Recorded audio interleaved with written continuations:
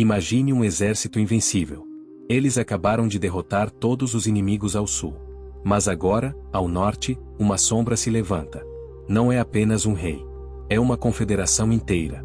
Carros de guerra com rodas de ferro, cavalos que faziam o chão tremer e uma multidão tão numerosa quanto a areia da praia. Parecia o fim. Mas essa história não é sobre como eles venceram essa batalha impossível. É sobre o que aconteceu depois. É sobre um idoso de 85 anos que pediu a missão mais suicida de todas. É sobre um sistema de justiça que protegia assassinos. E, principalmente, é sobre como um simples altar de pedras quase provocou a primeira e mais sangrenta guerra civil da história desse povo, irmão contra irmão. Fique comigo, porque o que aconteceu na divisão desta terra guarda segredos sobre coragem, mal-entendidos e o perigo de julgar antes de saber a verdade. Você não vai acreditar em como essa crise foi resolvida. A poeira da batalha no sul mal havia assentado quando o alerta soou. Ao norte, o rei Jabim, de Hazor, não estava esperando para ser atacado. Ele convocou todos. Reis das montanhas, dos vales, de todos os lados. Eles se reuniram perto das águas de Merom. Para os israelitas, que lutavam a pé, ver aquela tecnologia militar, os carros de ferro e a cavalaria pesada, era a definição de terror. Mas o líder, Josué, ouviu uma voz que acalmava qualquer tempestade: não tenha medo. Amanhã, a esta hora, todos eles estarão derrotados. E foi exatamente o que aconteceu. Um ataque surpresa, fulminante. Aquele exército colossal, o orgulho dos cananeus, desmoronou. Mas havia uma ordem estranha: eles não podiam ficar com os cavalos e carros de guerra. Aquilo, que era o símbolo de poder das nações, foi destruído. O recado era claro: a confiança daquele povo não deveria estar em tecnologia militar, mas no nome que os protegia. A guerra durou anos. Cidades caíram, fortalezas foram queimadas. Até que, finalmente, a terra descansou. O domínio dos cananeus foi quebrado. Mas, atenção, eles não tinham desaparecido totalmente. Ainda havia inimigos nas fronteiras, esperando um momento de fraqueza. Foi então que a missão mudou. De conquistar, passou a ser ocupar. A terra precisava ser dividida entre as tribos. E é aqui que a verdadeira natureza dos homens se revela. Imagine a cena. A liderança está reunida para sortear as terras. E, de repente, um homem dá um passo à frente. Caleb. Caleb não era um homem comum. Ele era, ao lado de Josué, o único sobrevivente daquela geração antiga que saiu do Egito. Ele tinha agora 85 anos de idade. Nessa idade, a maioria das pessoas pediria um vale tranquilo, perto de um rio, para descansar seus ossos até o fim dos dias. Mas Caleb se aproxima de Josué e diz algo que faz todos no recinto prenderem a respiração. Ele lembra da promessa feita 45 anos antes. Ele diz: olhe para mim. Estou tão forte hoje quanto no dia em que fui espionar a terra. Tenho força para a guerra, para entrar e sair. Seus olhos brilhavam com um fogo que nem os jovens guerreiros tinham. E então, ele faz o pedido chocante: dá-me este monte. Ele não estava pedindo um jardim. Ele estava pedindo Hebrom. O lugar onde viviam os Enaquins. Os gigantes. Aqueles mesmos gigantes que, décadas atrás, fizeram 10 espiões tremerem de medo e dizerem que Israel parecia gafanhotos perto deles. Caleb, aos 85 anos, não queria a terra já conquistada. Ele queria a terra impossível. Ele queria expulsar os gigantes. Se o Senhor for comigo, disse ele, eu os expulsarei. Isso é fascinante. Caleb não buscava conforto, ele buscava honra e desafio. Ele queria provar que a promessa antiga ainda valia. E adivinhe? Ele conseguiu. O velho guerreiro subiu o monte e varreu os gigantes de lá. Mas, como em toda história, para cada herói, existe o oposto. Se você está gostando dessa narrativa sobre coragem e história antiga, já se inscreva no canal agora.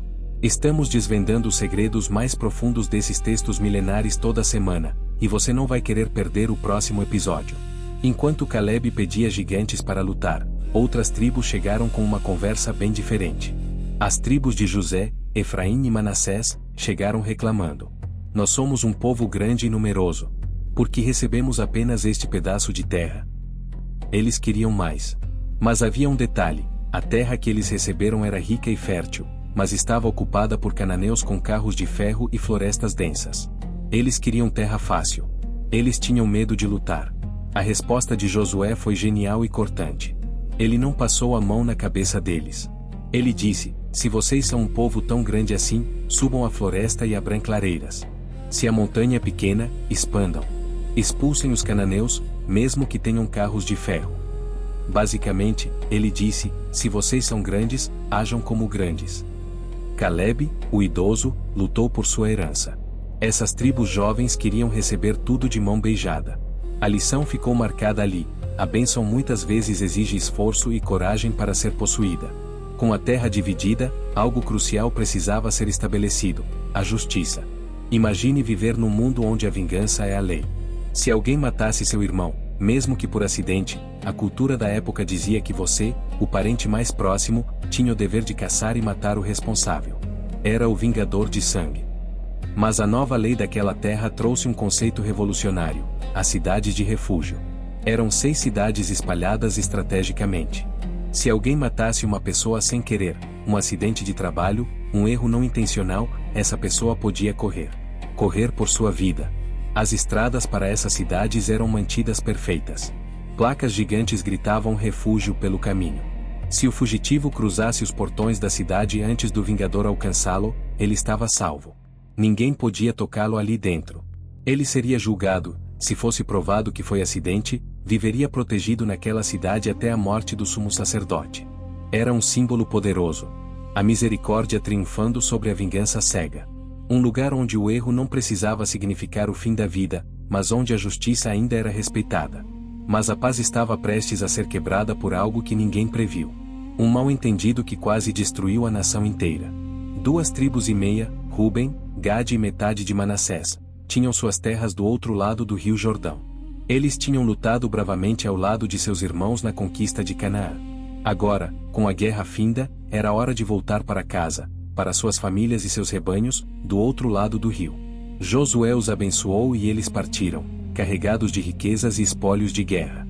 Mas, ao chegarem na fronteira, perto do rio Jordão, eles fizeram algo estranho. Eles construíram um altar. Não um altarzinho qualquer. Um altar imenso, gigantesco, visível de longe. Uma réplica do altar de sacrifícios que existia no santuário sagrado. Quando a notícia chegou ao resto de Israel, o pânico se espalhou. Pela lei, só podia haver um lugar de sacrifício. Construir outro altar significava idolatria, apostasia, traição a tudo que eles criam. A memória do povo era fresca. Eles lembravam de como a idolatria no passado trouxe pragas e destruição. O medo virou fúria. Eles estão se rebelando contra Deus, gritaram os líderes. Em Silo, os exércitos se reuniram. Não para lutar contra cananeus, mas para lutar contra seus próprios irmãos. A guerra civil parecia inevitável. Espadas foram afiadas. O clima era de tensão absoluta. Mas, antes de derramar sangue, a sabedoria prevaleceu. Eles enviaram uma delegação de príncipes, liderada por Finéias, um homem conhecido por seu zelo. Eles atravessaram o rio e confrontaram as tribos do leste. O diálogo foi tenso. Os príncipes acusaram: que traição é essa? Vocês estão se virando contra o Senhor hoje? Se a terra de vocês é impura, venham morar conosco, mas não construam esse altar rebelde. As tribos de Ruben e Gade ouviram as acusações em silêncio. Eles poderiam ter se ofendido. Poderiam ter puxado as espadas. Mas eles responderam com calma e verdade. O Senhor Deus sabe, disseram eles. Não é por rebelião. Não construímos isso para oferecer sacrifícios. Fizemos isso por medo. Medo de que, no futuro, os vossos filhos digam aos nossos filhos: vocês não têm parte em Israel, vocês moram do outro lado do rio.